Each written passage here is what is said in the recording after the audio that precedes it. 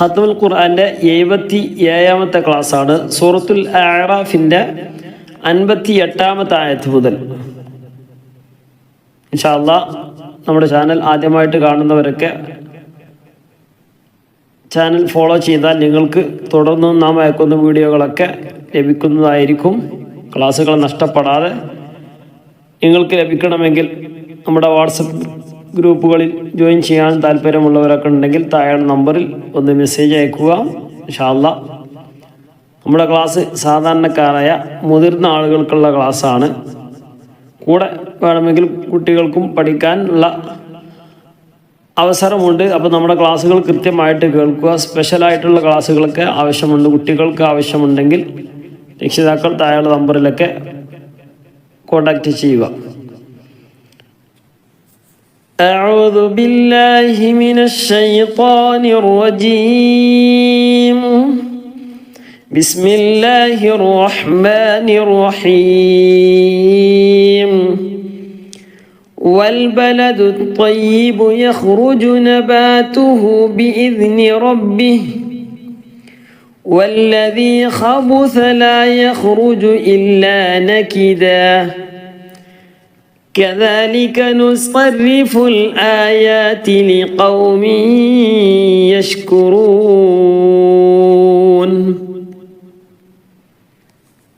കഴിഞ്ഞ ക്ലാസ്സിലൊക്കെ പറഞ്ഞത് സുക്കൂനുള്ള നൂനിൻ്റെയും തെൻവീനിൻ്റെയും ശേഷം ബ വന്നാൽ ചാർട്ട് ഓർമ്മയിലുണ്ടാകണം. ബ വന്നാൽ നൂനിനെ മാറ്റി മീമാക്കി കൊടുക്കണം.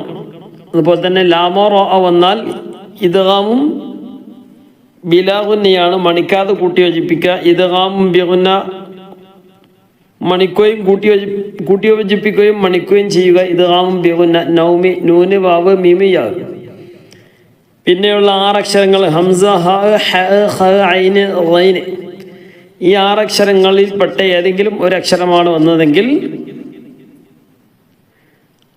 അവിടെ വ്യക്തമാക്കുകയും ചെയ്യണം. നൂന് തൻവീന് വ്യക്തമായിട്ട് പറയുകയും ചെയ്യുക. ഇനി ബാക്കിയുള്ള 15 അക്ഷരങ്ങൾ. ഇപ്പം എത്ര അക്ഷരം പറഞ്ഞു? ബാ ലേ ലാമു റാ നൗമി ഏണമായി. പിന്നെ ഇൽഹാറിൻ്റെ 6 അക്ഷരങ്ങൾ 7ഉം 6ഉം 13 അല്ലേ. ബാക്കി 15 അക്ഷരങ്ങളുണ്ട്. ആ 15 അക്ഷരങ്ങളും ഇഖ്ഫായിൻ്റെ അക്ഷരങ്ങളാണ്. ചാർട്ടിലേക്ക് നോക്കിയാലൊക്കെ പെട്ടെന്ന് നമുക്ക് തരും. ഇഖ്ഫ എന്ന് പറഞ്ഞാൽ മറച്ച് മണിക്കേണ്ട സ്ഥലമാണ്. അപ്പം എങ്ങനെ? والبلد الطيب يخرج نباته بإذن ربه والذي خبث لا يخرج إلا نكدا كذلك نصرف الآيات لقوم يشكرون. ഇവിടെ കണ്ടില്ലേ ഇല്ലാ നകിദ.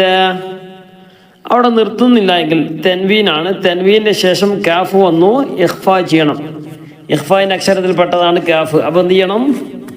മറച്ച് മണിക്കുക. മറച്ച് മണിക്കൽ എങ്ങനെ?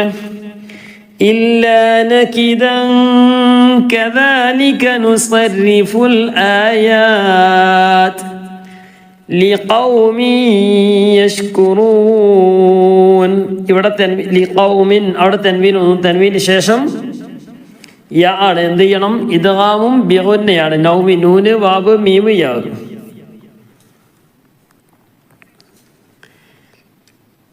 അല്ലേ? നമ്മൾ കഴിഞ്ഞ ക്ലാസ്സിലൊക്കെ വിശദമായിട്ട് പറഞ്ഞത്. ക്ലാസ്സുകളൊക്കെ തുടർച്ചയായിട്ട് ഇങ്ങനെ ഓരോന്നോരോന്നായിട്ട് കേൾക്കണം. നഷ്ടപ്പെടാതെ കേൾക്കുമ്പോൾ ക്ലിയർ ആയിട്ട് മനസ്സിലാവുകയുള്ളൂ. ലഖദ് അർസൽനാ നൂഹൻ ഇലാ ഖൗമിഹി.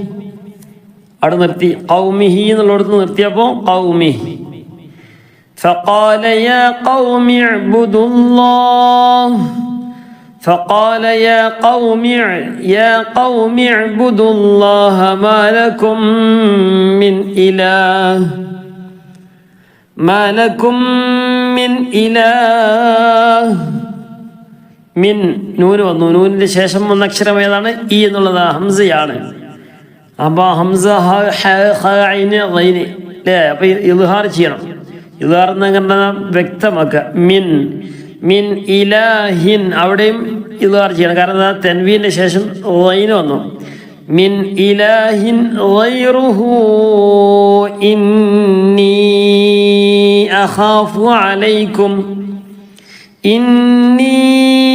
അഖാഫു അലൈക്കും അദാബ യൗമിൻ അളീം.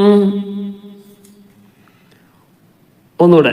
ലഖദ് അർസൽനാ നൂഹൻ ഇലാ ഖൗമിഹി فقال يا قوم اعبدوا الله ما لكم من إله غيره إني أخاف عليكم عذاب يوم عظيم. യൗമിൻ അളീം അവിടെ എന്ത് ചെയ്യണം? തൻവീനിന്റെ ശേഷം അയിന് ഒന്ന് ഇദ്ഹാർ ചെയ്യണം. قال الملأ من قومه إنا لنراك في ضلال مبين.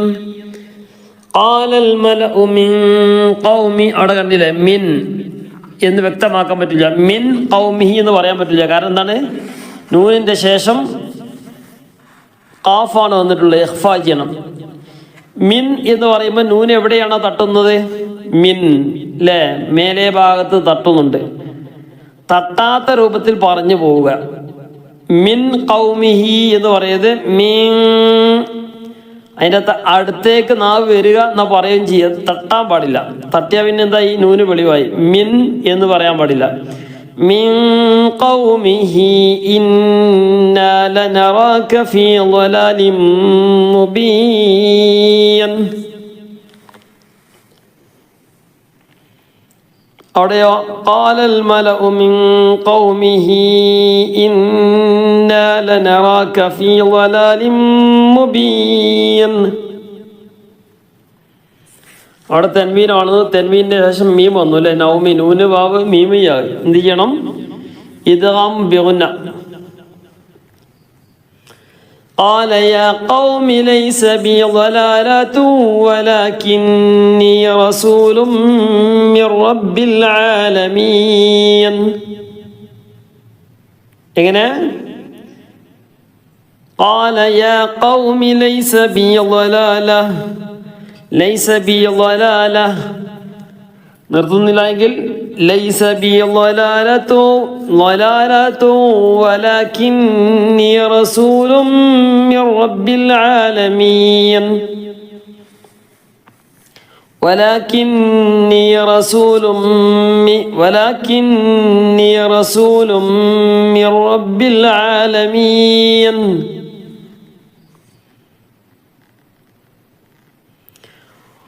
أبلغكم رسالات ربي وأنصح لكم وأعلم من الله ما لا تعلمون.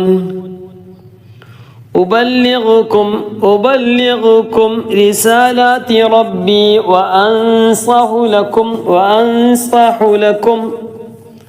وأعلم من الله ما لا تعلمون.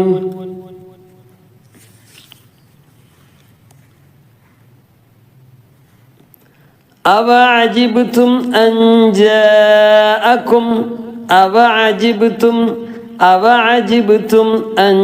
جَاءَكُمْ അവിടെ കണ്ടില്ല? നൂനിന്റെ ശേഷം ജീമാണ് വന്നിട്ടുള്ളത്. നേരത്തെ പറഞ്ഞ 13 അക്ഷരത്തിൽപ്പെട്ടതല്ല, ഇഖ്ഫാന്റെ അക്ഷരത്തിൽപ്പെട്ടതാണ് ജീമ്. അൻ ജാഅക്കും ദിക്റും മിർ റബ്ബിക്കും. അവിടെ ഇഖ്ഫാ ചെയ്യണം, മറിച്ച് മണിക്കണം. അൻ എന്ന് പറഞ്ഞാൽ തട്ടുന്ന ഭാഗത്തേക്ക് തട്ടാത്ത രൂപത്തിൽ പറയുക. അൻ ജാഅക്കും ദിക്റും മിർ റബ്ബിക്കും. ദിക്റും നൗമി, നൂന് വാവ് മീം യാ ഇദാം ബിഗുന്ന. മിർ റബ്ബിക്കും. ഇവിടെ കൂട്ടിയോജിപ്പിക്കൽ മാത്രം ഉണ്ടായാൽ മതി. മിർറ മണിക്കാൻ പാടില്ല. മിർ റബ്ബിക്കും അലാ റജുലിൻ മിൻകും. അലാ റജുലിൻ മിൻകും. റജുലിൻ ഇദ്ഗാം ബിഗുന്നയാണ്. മിൻകും അവിടെ ഇഖ്ഫാ ചെയ്യണം. കാഫാണ് വന്നിട്ടുള്ളത്. ലിയൻദി അവിടെയും ഇഖ്ഫാ ചെയ്യണം. ലിയുൻ എന്ന് വ്യക്തമാക്കാൻ പാടില്ല. ലിയുൻദിറക്കും വലിതത്തഖൂ വലഅല്ലക്കും തുർഹമൂൻ. أَوَعَجِبْتُمْ أَنْ جَاءَكُمْ ذِكْرٌ مِّنْ رَبِّكُمْ على رجل منكم لينذركم ولتتقوا ولعلكم ترحمون. فكذبوه فأنجيناه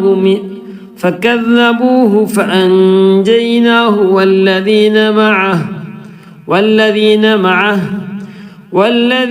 معه في الفلك وأغرقنا الذين كذبوا بآياتنا إنهم كانوا قوما عمين.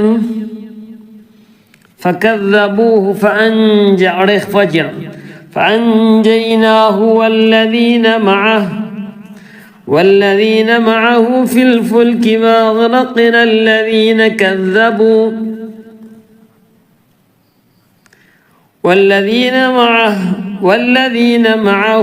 الفلك وأغرقنا الذين كذبوا بآياتنا إنهم كانوا قوما عمين. فكذبوه فأنجيناه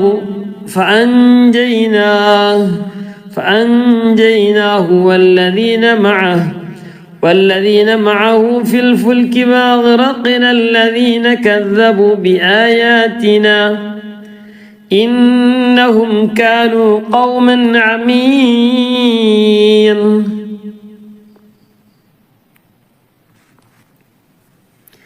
وإلى عاد أخاهم هودا قال يا قوم اعبدوا الله ما لكم من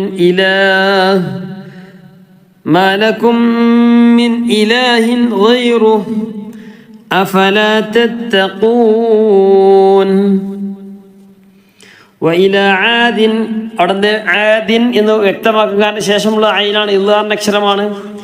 وإلى عاد أخاهم هودا قال يا قوم اعبدوا الله ما لكم من إله غيره أفلا تتقون.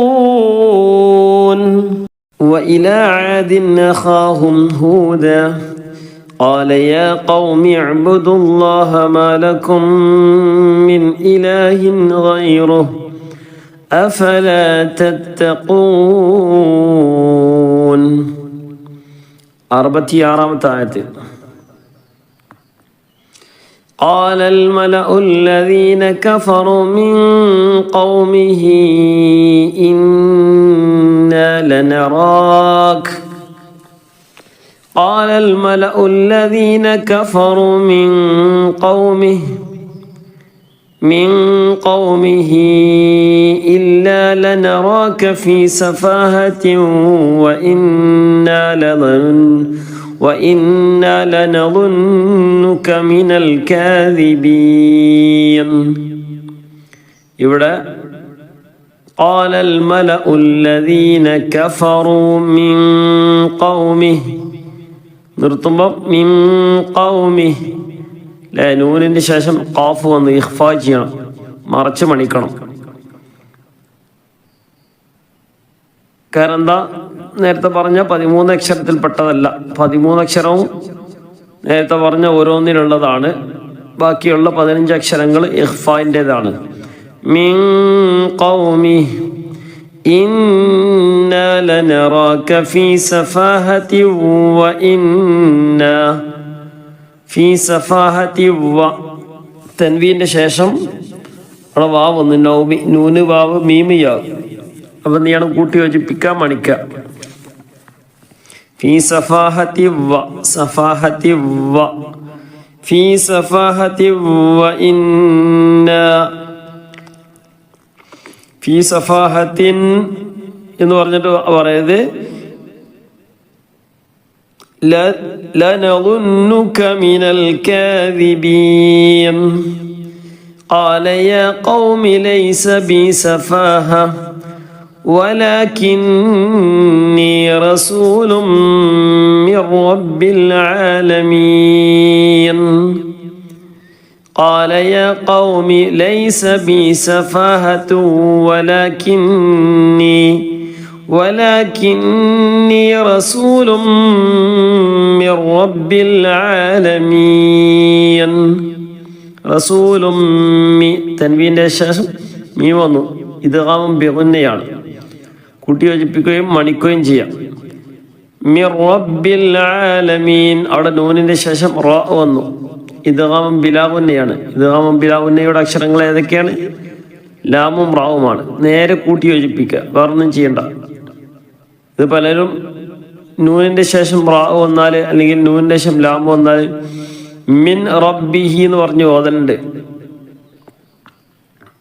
അങ്ങനെ ഉണ്ടെങ്കിൽ അത് തിരുത്തണം മിൻ എന്ന് പറയുന്നത് മിർ റബ്ബിൽ ആലമീൻ ഉബല്ലിഗുകും റിസാലാതി റബ്ബി വഅന ലക്കും നാസിഹുൻ അമീൻ ഉബല്ലിഗുകും റിസാലാതി റബ്ബി വഅന ലക്കും നാസിഹുൻ അമീൻ أبلغكم رسالات ربي وأنا لكم ناصح أمين തൻവീനിന്റെ ശേഷം ഹംസ വന്നു എന്ത് ചെയ്യണം ഇളാറാണ് വ്യക്തമാക്കണം അവഅജിബ്തും അൻ ജാഅകും ദിക്റും മിർ റബ്ബികും അലാ റജുലിൻ മിൻകും ലിയുൻദിറകും واذكروا إذ جعلكم خلفاء من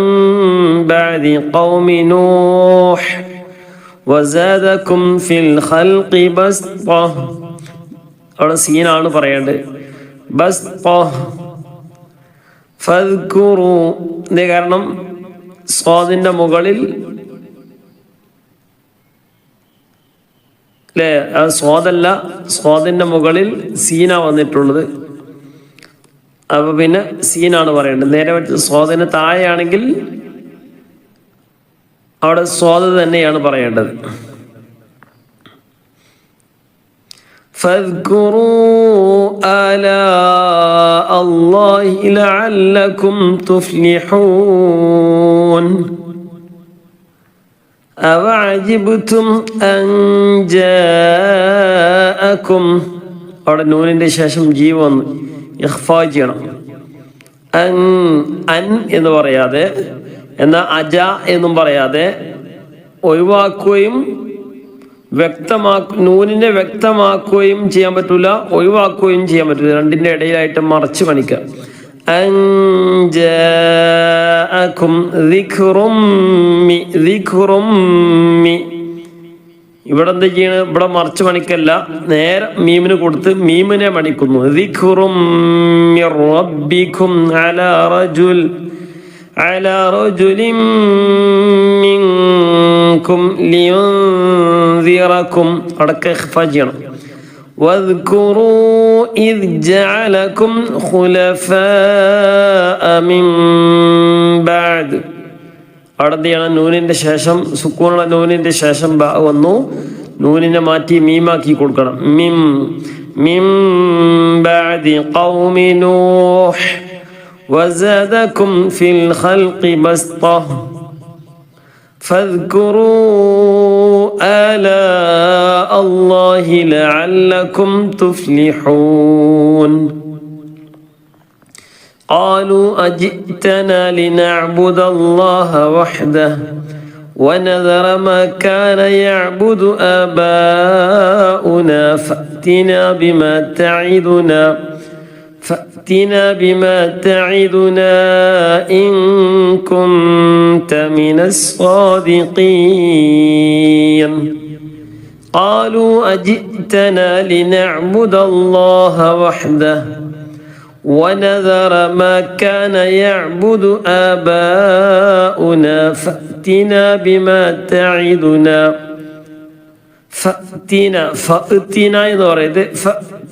بما تعدنا إن كنت من الصادقين ഇൻ കുന്ത ഇവിടേക്ക് ഇഖ്ഫാ ചെയ്യണം. മിനസ് സാദിഖീൻ. قال قد وقع عليكم من ربكم رجس وغضب أتجادلونني في أسماء سميتموها أنتم وآباؤكم ما نزل الله بها من سلطان فانتظروا إني معكم من المنتظرين. قال قد وقع عليكم من ربكم قد وقع عليكم من ربكم رجس وغضب. മിർ റബ്ബിക്കും ഇദ്ഗാം ബിലാവുന്നെയാണ് അല്ലേ. നൂന്റെ ശേഷം റ വന്നു. മിർ റ കൂട്ടി യോജിപ്പിക്കുക. റിജ്സു വഗളബ് അവിടെ നിർത്തുന്നില്ലെങ്കിൽ വഗളബുൻ അതുജാദിലൂനനി ഫീ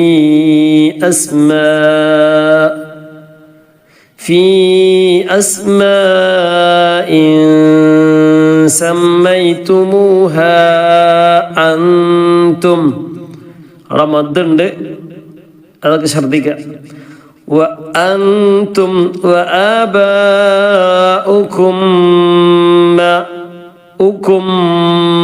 ما نزل الله وآباؤكم ما نزل الله بها من سلطان. إخفاء ഫൻ ബസ്റിന്റെ അംസിയാണ് അതിൻ്റെ ഇടയിലുള്ളത്, അത് ഉച്ചരിക്കുകയില്ല. فانتظروا إني معكم من المنتظرين. فأنجيناه والذين معه برحمة منا وقطعنا دابر الذين كذبوا بآياتنا وما كانوا مؤمنين.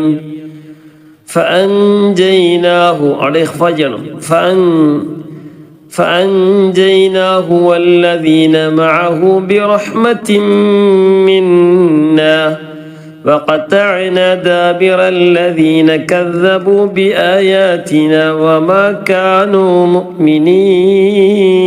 مؤمنين. إن شاء الله നമുക്ക് ഒന്നുകൂടി ഓതി നോക്കാം. 1-2 ആളുകൾ പ്രത്യേകമായിട്ട് ദുആ ചെയ്യാൻ വേണ്ടി പറഞ്ഞിട്ടുണ്ട്. സക്കീന എന്ന് പറയുന്ന സഹോദരി കുടുംബത്തിൽ എല്ലാ നിലക്കും ഐശ്വര്യവും സന്തോഷവും സമാധാനവും സ്നേഹവും ഒക്കെ ഉണ്ടാകാൻ വേണ്ടി പ്രത്യേകമായിട്ട് ദുആ ചെയ്യാൻ വേണ്ടി പറഞ്ഞിട്ടുണ്ട്. അല്ലാഹു സുബ്ഹാനഹു വ തആല എല്ലാ നിലക്കും റാഹത്ത്, സന്തോഷം, ഐശ്വര്യം, അഭിവൃദ്ധിയും അല്ലാഹു തആല പ്രദാനം ചെയ്ത് അനുഗ്രഹിക്കുമാറാകട്ടെ. ഭർത്താവിൻ്റെ കാര്യത്തിലൊക്കെ അല്ലാഹു തആല റാഹത്തിലും സന്തോഷത്തിലുമായി കൊടുക്കുമാറാകട്ടെ. നല്ല പൂർണ്ണ ഈമാനിലായിക്കൊണ്ട് തഖ്വയിലായിക്കൊണ്ട് ജീവിക്കാനുള്ള തൗഫീഖ് അല്ലാഹു തആല പ്രദാനം ചെയ്ത് അനുഗ്രഹിക്കുമാറാകട്ടെ. അതുപോലെ തന്നെ ഫാത്തിമ മൂവാറ്റുപുഴയുള്ള സഹോദരി, പിന്നെ മകളുടെ ഭർത്താവ് കപ്പൽ ജോലി പിന്നെ നോക്കിക്കൊണ്ടിരിക്കുകയാണെന്ന് പറഞ്ഞു. ശരിയായോ ഇല്ലെന്നുള്ള അറിയില്ല. ഏതായാലും അല്ലാഹു സുബ്ഹാനഹു വ തആല ജോലി അല്ലാഹു തആല നല്ല ഖൈറായ ജോലി സ്ഥിരപ്പെടുത്തി കൊടുത്ത് സന്തോഷം നൽകി അനുഗ്രഹിക്കുമാറാകട്ടെ. നല്ല റാഹത്തോടുകൂടെ സന്തോഷത്തോടുകൂടി ജോലി ചെയ്യാനും കുടുംബത്തെ നല്ല നിലക്ക് പോറ്റാനൊക്കെയുള്ള തൗഫീഖ് അല്ലാഹു തആല പ്രദാനം ചെയ്ത് അനുഗ്രഹിക്കുമാറാകട്ടെ. എല്ലാ നിലക്കും കുടുംബത്തിലൊക്കെ എല്ലാ നിലക്കും റാഹത്തും സന്തോഷം അല്ലാഹു തആല പ്രദാനം ചെയ്ത് അനുഗ്രഹിക്കുമാറാകട്ടെ. അതുപോലെ തന്നെ ഷരീഫ എന്ന് പറയുന്ന സഹോദരിയുടെ മകൻ ദർസിൽ പഠിക്കുകയാണ്. ചെറിയ മടി കാര്യങ്ങളൊക്കെ ഉണ്ടെന്ന് പറഞ്ഞ് ദുആ ചെയ്യാൻ വേണ്ടി പറഞ്ഞിട്ടുണ്ട്. ഇൻഷാ അല്ലാഹ് അല്ലാഹു സുബ്ഹാനഹു വ തആല ആ പൊന്നുമോന് നല്ല നാഫിയായ ഇൽമ് അല്ലാഹു തആല വർദ്ധിപ്പിച്ച് നൽകി അനുഗ്രഹിക്കുമാറാകട്ടെ. നല്ല ഷാറായിട്ട് പഠിക്കാനൊക്കെ ഉള്ള തൗഫീഖ് അല്ലാഹു തആല പ്രദാനം ചെയ്ത് അനുഗ്രഹിക്കുമാറാകട്ടെ. ഉഖ്റവിയായ ആലിമീങ്ങളിൽ മുത്തഅല്ലിമീങ്ങളിൽ അല്ലാഹു സുബ്ഹാനഹു വ തആല അവരെ നമ്മെ ഉൾപ്പെടുത്തി അനുഗ്രഹിക്കുമാറാകട്ടെ. നല്ല ഷാറായിട്ട് പഠിക്കാനും പഠിച്ചതനുസരിച്ച് ജീവിതത്തിൽ പ്രവർത്തനത്തിൽ കൊണ്ടുവരാനൊക്കെ ഉള്ള തൗഫീഖ് അല്ലാഹു തആല തൗഫീഖ് നൽകി അനുഗ്രഹിക്കുമാറാകട്ടെ. മാതാപിതാക്കൾ കൺകുളിർമ കാണാനൊക്കെ ഉള്ള സൗഭാഗ്യം ഇരു ലോകത്തും അല്ലാഹു തആല പ്രദാനം ചെയ്ത് അനുഗ്രഹിക്കുമാറാകട്ടെ. അതുപോലെ തന്നെ നൗഷർണ എന്ന് പറയുന്നൊരു സഹോദരി സ്റ്റോൺ വന്നിട്ട് ചെറിയ സർജറി കഴിഞ്ഞു ദുആ ചെയ്യാൻ വേണ്ടി പറഞ്ഞിട്ടുണ്ട്. പ്രയാസങ്ങളൊന്നും ഇല്ലാതിരിക്കാൻ വേണ്ടി പ്രത്യേകമായിട്ട് ദുആ ചെയ്യാൻ വേണ്ടി പറഞ്ഞിട്ടുണ്ട്. അല്ലാഹു സുബ്ഹാനഹു വ തആല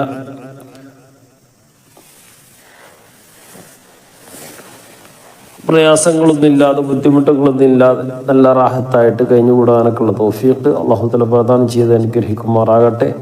പരിപൂർണ ശിഫ നൽകി അനുഗ്രഹിക്കുമാറാകട്ടെ. ഇനി ഒരു പ്രയാസം ഒരു ബുദ്ധിമുട്ടില്ലാതെ നല്ല റാഹത്തോടു കൂടെ ജീവിക്കാനൊക്കെയുള്ള തൗഫീഖ് അല്ലാഹു തആല പ്രദാനം ചെയ്ത് അനുഗ്രഹിക്കുമാറാകട്ടെ. നമ്മുടെ ഇബാദത്തുകൾ മുടക്കുന്ന ഒരു രോഗം റഹ്മാനെ റബ്ബേ ഞങ്ങൾക്കാർക്കും തന്നെ നീ നൽകില്ല റഹ്മാനെ. ഇങ്ങനെ പലരും ദുആ ചെയ്യാൻ വേണ്ടി പറഞ്ഞിട്ടുണ്ട്, ദുആ കൊണ്ട് വസിയത്ത് ചെയ്തിട്ടുണ്ട് റഹ്മാനെ റബ്ബേ. ആരെല്ലാം ദുആ കൊണ്ട് വസിയത്ത് ചെയ്തിട്ടുണ്ടോ അവർക്കൊക്കെ വേണ്ടി ഞങ്ങൾ ദുആ ചെയ്യുകയാണ് റഹ്മാനെ റബ്ബേ. അവരെ എല്ലാവിധ ഉദ്ദേശങ്ങളും നീ പൂർത്തീകരിച്ച് നൽകി അനുഗ്രഹിക്കണം റഹ്മാനെ. ആഫിയത്തും ദീർഘായുസ്സും സിഹത്തും ഖുവ്വത്തും നീ പ്രദാനം ചെയ്ത് അനുഗ്രഹിക്കണം റഹ്മാനെ റബ്ബേ. ഞങ്ങളെല്ലാ കാര്യങ്ങളും നീ ഏറ്റെടുത്ത് നീ സലാമത്തിലാക്കണം റഹ്മാനെ. ഞങ്ങളെ പ്രവാസികളായ ആളുകളെ റഹ്മാനെ റബ്ബെ ഞങ്ങളെ വേണ്ടപ്പെട്ടവരാണ് റഹ്മാനെ റബ്ബെ. അവർക്ക് നീ സന്തോഷം സമാധാനം നൽകണം റഹ്മാനെ. ജോലിയില്ലാത്തവർക്ക് ജോലി ഖൈറായ ജോലി നൽകി അനുഗ്രഹിക്കണം റഹ്മാനെ. പ്രയാസങ്ങളും ബുദ്ധിമുട്ടും കാര്യങ്ങളും ഇല്ലാതെ നല്ല റാഹത്തായിട്ട് ജോലി ചെയ്യാനുള്ള തൗഫീഖ് നീ പ്രദാനം ചെയ്യുന്ന റഹ്മാനെ. അവർക്കൊക്കെ നീ ആഫിയത്തും ദീർഘായുസ്സും സിഹത്തും ഖുവ്വത്തും നീ പ്രദാനം ചെയ്യുന്ന റഹ്മാനെ. ലോകത്തിന് നീ മുഴുവൻ ലോകരാജ്യങ്ങൾക്ക് നീ സമാധാനം നൽകി അനുഗ്രഹിക്കണം റഹ്മാനെ റബ്ബ്. നല്ല ഇസ്സത്തോടുകൂടെ ജീവിക്കാനൊക്കെ ഉള്ള തൗഫീഖ് ഈ പ്രദാനം ചെയ്ത് അനുഗ്രഹിക്കണം റഹ്മാനെ. പലരും ശാരീരികമായ പ്രയാസമുള്ളവരുണ്ട്, രോഗമുള്ളവരുണ്ട് റഹ്മാനെ റബ്ബെ. മാനസികമായ പൈശാചികമായ ബുദ്ധിമുട്ടുകൾ അനുഭവിക്കുന്നവരുണ്ട് റഹ്മാനെ റബ്ബെ. എല്ലാം നീ നീക്കി കൊടുക്കണം റഹ്മാനെ. പലരും ദുആ കൊണ്ട് പ്രത്യേകിച്ച് ഹജ്ജിൻ്റെ ഒക്കെ ഒരു സീസണാണ്, പോകാൻ വേണ്ടി ഇരിക്കുന്ന ഒരുപാട് ആളുകളുണ്ട് റഹ്മാനെ റബ്ബെ. രണ്ടാളുകൾ പ്രത്യേകമായിട്ട് ദുആ ചെയ്യാൻ വേണ്ടിയൊക്കെ പറഞ്ഞിട്ടുണ്ട്. ഹജ്ജിന് പോകുന്നുണ്ട്, ശാരീരികമായ പ്രയാസങ്ങളുണ്ട് എന്ന് പറഞ്ഞ് കാലുവേദന കാലിന് നീര് വന്നിട്ടുണ്ട് എന്ന് പറഞ്ഞ് സഹോദരി ദുആ ചെയ്യാൻ വേണ്ടി പറഞ്ഞിട്ടുണ്ട്. എങ്ങനെയെങ്കിലും അടുത്ത തിങ്കളാഴ്ച പോവുകയാണെന്ന് പറഞ്ഞു. പിന്നെ നല്ല റാഹത്തായിട്ട് സന്തോഷത്തോടു കൂടി പോകാനൊക്കെ ഉള്ള തൗഫീഖ് അല്ലാഹുവേ നീ തൗഫീഖ് നൽകണം റഹ്മാനെ. മഖ്ബൂലും മബ്റൂറുമായ ഹജ്ജും ഉംറയും നിർവഹിക്കാനൊക്കെ ഉള്ള തൗഫീഖ് നീ പ്രദാനം ചെയ്ത റഹ്മാനെ. പലരും ഹജ്ജിന് പോകുന്നുണ്ട്, പിന്നെ എനിക്ക് എല്ലാം കൊണ്ടും റെഡിയായിട്ട് നിൽക്കുകയാണ് റഹ്മാനെ റബ്ബെ. അവർക്ക് ഒരു പ്രയാസം ഒരു ബുദ്ധിമുട്ടും കാര്യങ്ങളൊന്നും ഇല്ലാതെ തന്നെ നല്ല റാഹത്തായിട്ട് പോയി തിരിച്ചു വരാനൊക്കെ ഉള്ള തൗഫീഖ് നീ പ്രദാനം ചെയ്ത റഹ്മാനെ.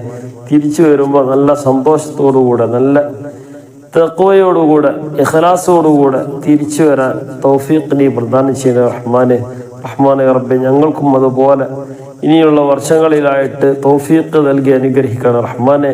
ഈ തൗഫീഖ് നൽകി അനുഗ്രഹിക്കണം റഹ്മാനെ. അതിനുള്ള സാമ്പത്തിക ശേഷി, ഞങ്ങൾക്ക് ആരോഗ്യം, നീ അതിനുള്ള എല്ലാവിധ വഴികളും നീ തുറന്നു തന്ന് ഞങ്ങൾക്ക് റാഹത്തോടുകൂടെ സന്തോഷത്തോടുകൂടി പോകാനൊക്കെ ഉള്ള തൗഫീഖ് നീ നൽകണം റഹ്മാനെ റബ്ബെ.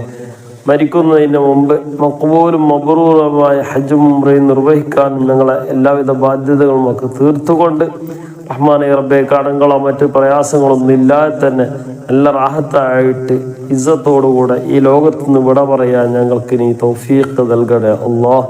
ഈ തൗഫീഖ് നൽകണേ അല്ലാഹ്. ഞങ്ങൾ ഈ തൗഫീഖ് നൽകണേ റഹ്മാൻ. ഞങ്ങളെയും ഞങ്ങളെ മക്കളെയും ഞങ്ങളോട് ബന്ധപ്പെട്ട എല്ലാവരെയും എൻ്റെ സ്വാലിഹ്യങ്ങളിൽ ഉൾപ്പെടുത്തി അനുഗ്രഹിക്കണം റഹ്മാൻ.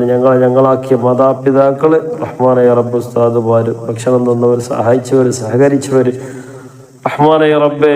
നമ്മുടെ ഈ ചാനലുമായി ബന്ധപ്പെട്ടുകൊണ്ട് നമ്മെ പല നിലക്കും സപ്പോർട്ട് ചെയ്യുന്ന ആളുകൾ റഹ്മാനെ റബ്ബെ എല്ലാവരെയും നീ ഏറ്റെടുത്ത് നീ സലാമത്തിലാക്കണം റഹ്മാനെ. എല്ലാവരുടെ കാര്യത്തിലും നീ ഖൈറും ബറക്കത്തും റാഹത്തും സന്തോഷം ഐശ്വര്യം അഭിവൃദ്ധിയും ഏറ്റി നീ പ്രദാനം ചെയ്ത് അനുഗ്രഹിക്കണ റഹ്മാനെ.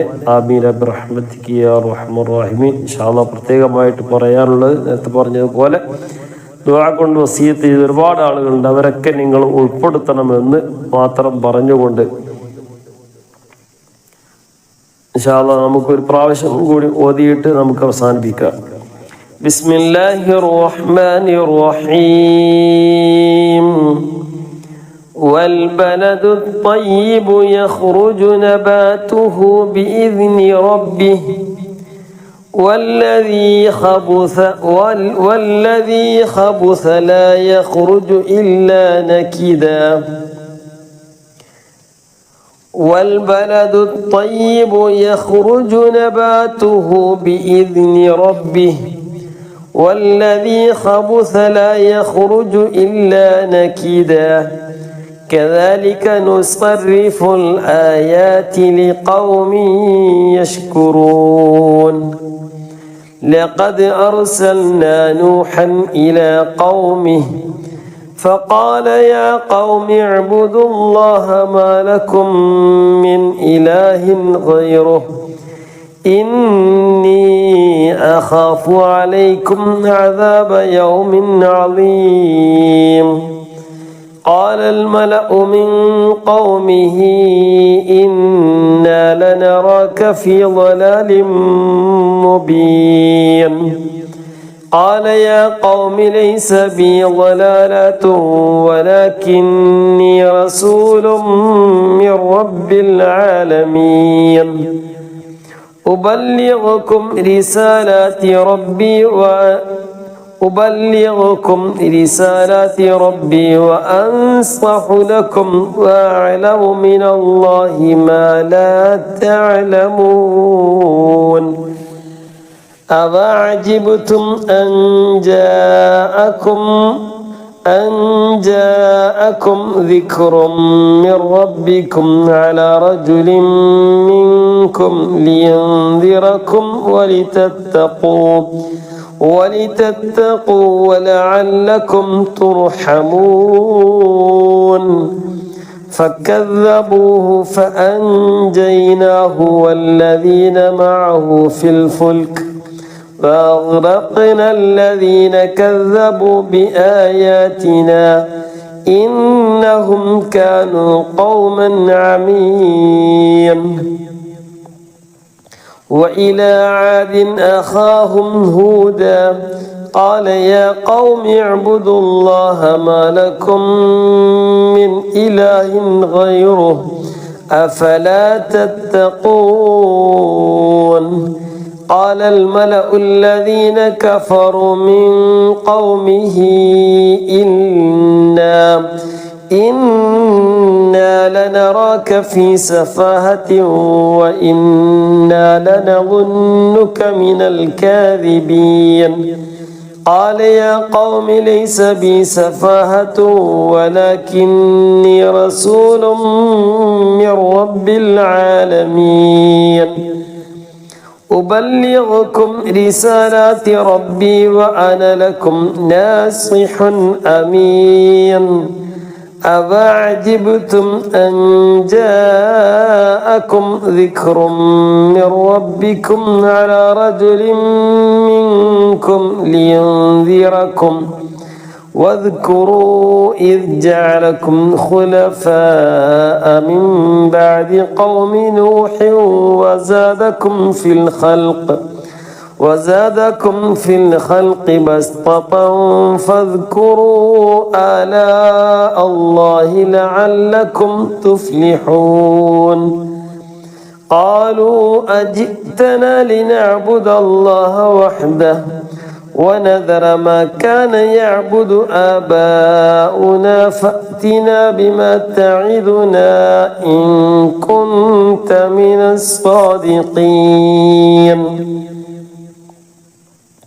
قال قد وقع عليكم من ربكم رجس وغضب أتجادلونني في أسماء في أسماء سميتموها أنتم وآباؤكم ما نزل الله بها من سلطان فانتظروا إني معكم من المنتظرين فأنجيناه والذين معه برحمة منا وقطعنا دابر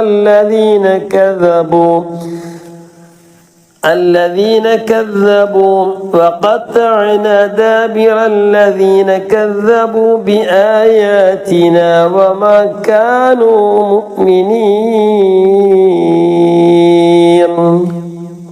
صدق الله العلي العظيم.